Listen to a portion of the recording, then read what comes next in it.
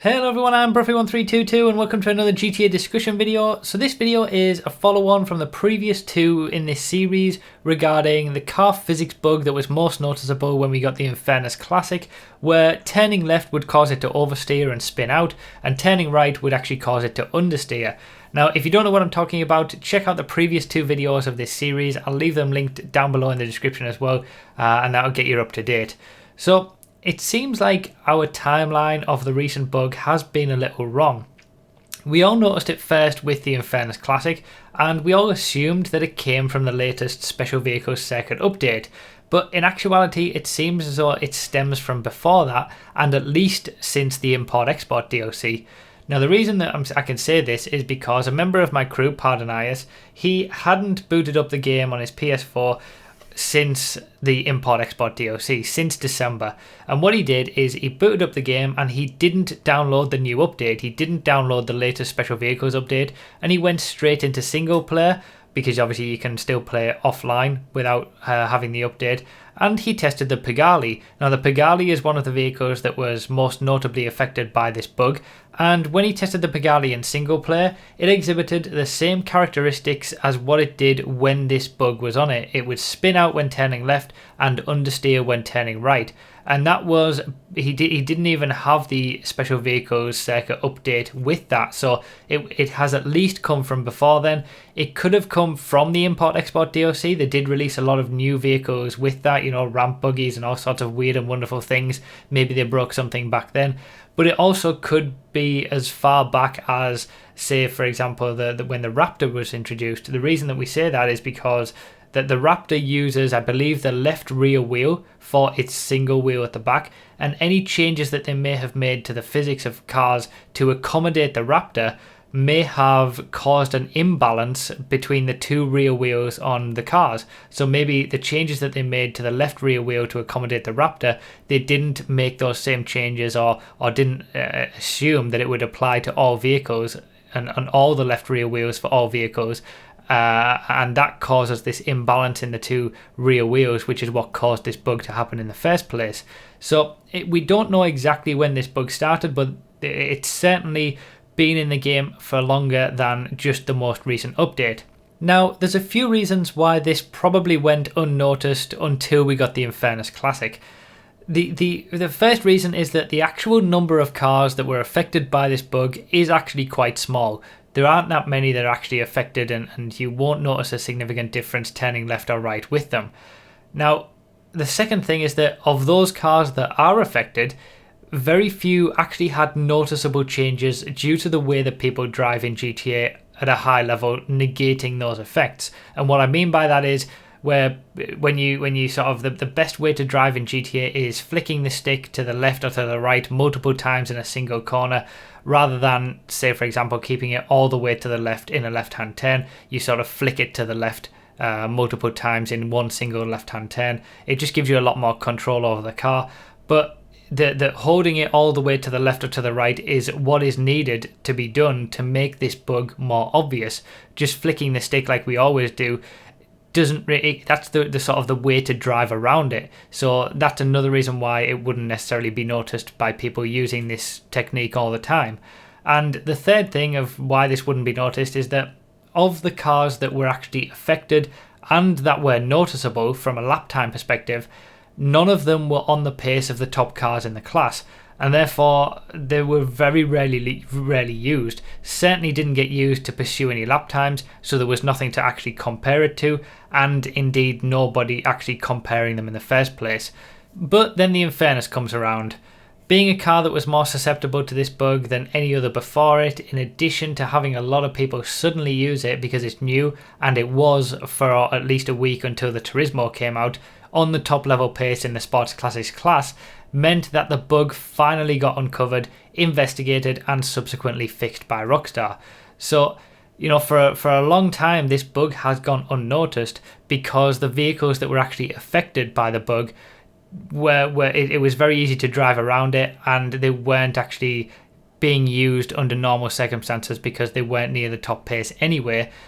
But then as soon as a car comes out that a lot of people actually start using and give some attention to, we find this bug, it gets noticed, investigated, and then it got fixed. So it took obviously a vehicle that was susceptible to it to be given to everybody so that we could actually see it in the first place, but we do know that the bug was present in the game before the latest update and before the Infernus Classic was released.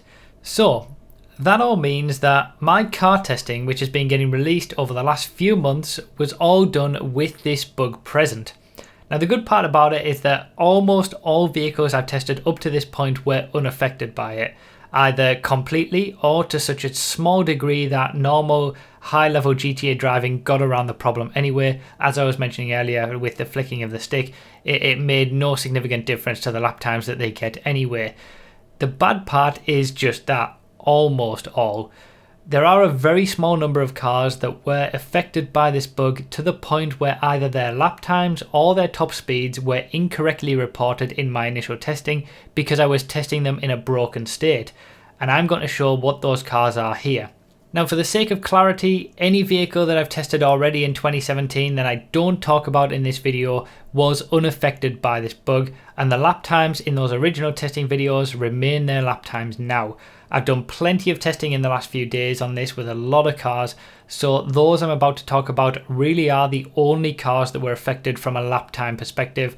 Obviously, those that were affected but were in classes that I haven't retested yet for 2017 won't be getting talked about either, and that obviously includes the Infernus Classic, which I haven't done a proper official testing video on, but it will be coming very soon. So there are 4 vehicles that have had lap time changes since retesting them after this bug has been present. Those are the 811 in the Supers class, the Redwood Gauntlet and the Vigero in the Muscles class, and the Pigali in the Sport Classics class. Now, those should come as no surprise, certainly the Vigero and the Pigali, because those were 2 of the vehicles that were cited as being most affected by this bug, in addition to the Infernus Classic.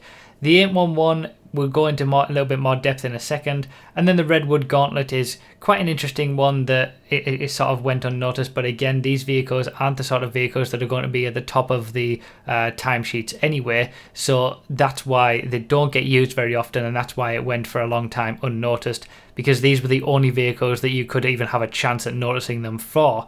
So interestingly, if you actually go back and look at the very first corner of my original testing with these vehicles, you can see a little bit of the bug evident in that first corner, a little bit of the oversteer. Obviously it's to different extent with different vehicles, and it's not just a case of it causing oversteer and a little bit of a spin in left turns, it also causes a little bit of understeer in right hand turns as well, and that's what can change the lap time overall. But you know, as you can see from the clips, it's not a huge extent. It's not as if they're spinning out or anything like that, and it is manageable even though the bug was acting on these vehicles and causing them to oversteer a little bit more to the left. It was manageable. It's just that from an overall perspective of trying to get a lap time, it did have a little bit of an effect. So let's quickly go over the less important ones. The Pigali in the Sport Classics class, that has gone from getting a 1 minute 10.1 lap time to a 1 minute 9.7, so an increase in 0.4 of a second. That is inconsequential. It doesn't change its position in the Sports Classics class, it's still behind the Z-type, so it makes absolutely no difference to its performance. It's just a small lap time change, 0.4 of a second increase. It is a little bit more stable than the testing that I did, obviously, and that's why it gets that lap time increase, but it is inconsequential. It doesn't make any difference to the position that it is in the Sports Classics class. Now for the muscle class, we had the Redwood Gauntlet and the Vigero. The Vigero actually saw a significant increase in performance. I think this bug was significantly affecting it, and I actually remember thinking at the time, because the 1 minute 13.6 lap time that it got when I did the retesting was barely any different to the lap time that I got when I originally tested it on old gen. And all of the vehicles that I originally tested on old gen were seeing sort of almost the best part of a second increase in terms of lap time when I was doing the retesting. The Vigero was one of those that didn't see that, so it was a little bit of an outlier in that respect, and its increase in lap time is significant.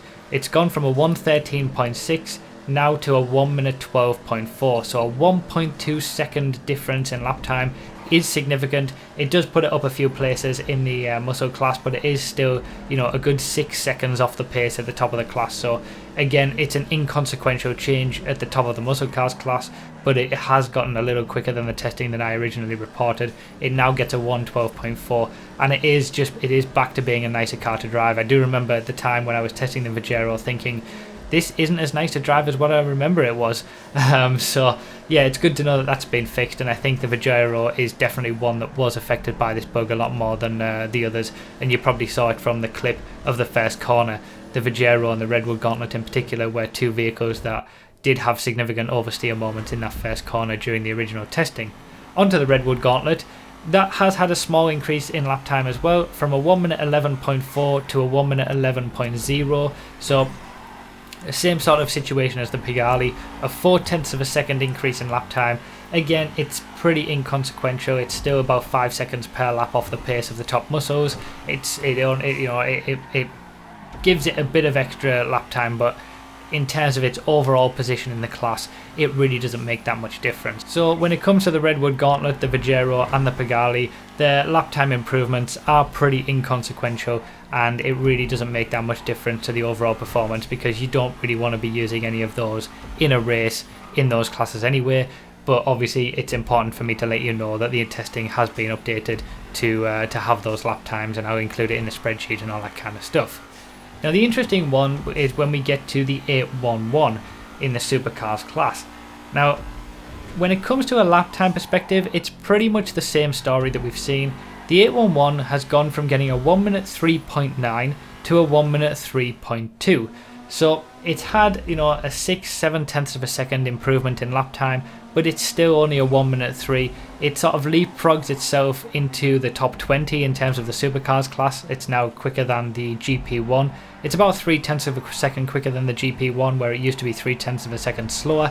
So it has had a lap time improvement in that respect, but given that, you know, the top supers in the class are getting 1 minute 1s, 1 minute lap times in flat, a 1 minute 3 is still way off the pace, and the 811 is not a very good car to use in regular circuit races against other top supercars in the game.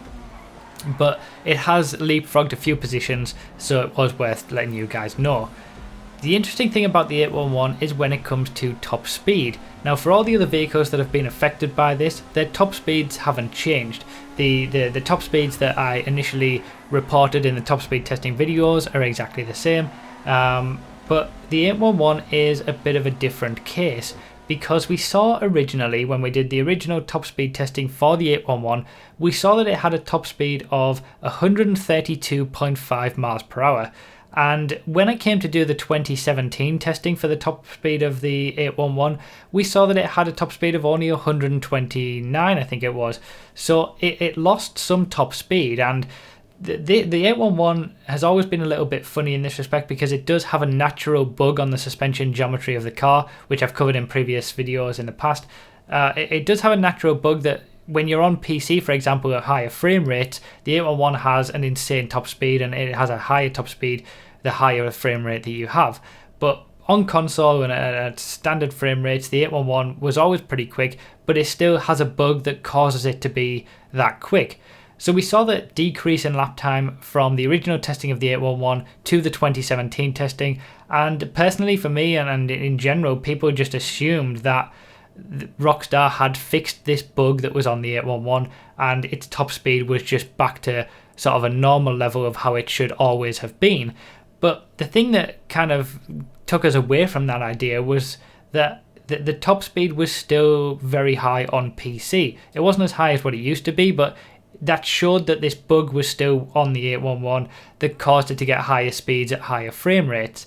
And since the physics bug has been fixed that we've been talking about when it comes to the imbalance on the rear wheels and turning left and oversteering and things like that, since the fix has gone out for that, the 811 has regained its high top speed of 132.5 miles per hour. It gets back the top speed that it had before, which means that the bug that was acting on these vehicles was actually decreasing the top speed of the 811.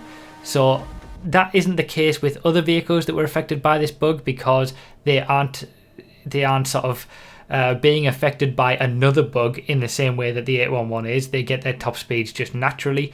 But when it comes to the 811, the way that the card geometry is, it was being affected by this turning left bug, so much so that it did lose a few miles per hour in top speed, and it now has that back again. And what that ultimately means is that the 811 is back to being the fastest supercar and indeed the fastest car in the entire game. It overtakes the Banshee 900R to be back into first place, to be the quickest supercar in terms of top speed. Now my plan with this is I'm not going to bother releasing update videos specifically for these lap times for any of the vehicles apart from the 811. I feel like the 811 it's a special case. It needs to be made aware that the 811 is now the quickest car in the game over and above the Banshee, because my original testing, obviously because I was testing the 811 in its bugged form and it was a slower form, I need to let people know that the 811 is now quicker than the Banshee and is the fastest car in the game. So I am going to be releasing a new top speed update video and a new lap time update video specifically for the 811 to let people know of the changes. But when it comes to the Gauntlet, the Vajero and the Pigalle, because they're such an inconsequential change, I'm not going to make specific new videos just to update people about those, but I will obviously change it on the spreadsheet and I've let you guys know here. But yeah, that is pretty much the full story. The 811 is now back to being the quickest car in the game. The bug that we thought had come very recently for the Infernus Classic was actually affecting a few more different vehicles. Not many, but a few different vehicles.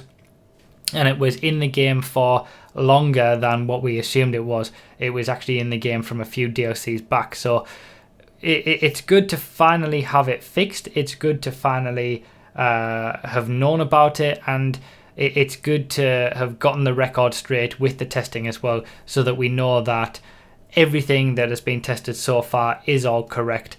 And yeah, like I say, you don't need to worry about any of the lap times for all the other vehicles, because I have been doing a lot of testing in the background to make sure that they're all the same, and indeed that they are. These are the only vehicles that it was noticeable, and that's why it went for so long as a undiscovered bug, because these vehicles are rarely used in high level races anyway. So yeah, that's pretty much it. Obviously, thank you guys for watching. Thank you all for the support. I hope this video has shed some light on it a little bit more and has been a help. Testing videos will be coming in the next few weeks with regards to the Infernus and Turismo Classic, obviously the 811 update videos, and then that will be going back on with the class specific videos every week as we were doing. So thank you guys for all the support. I really do appreciate it, and I'll see you next time.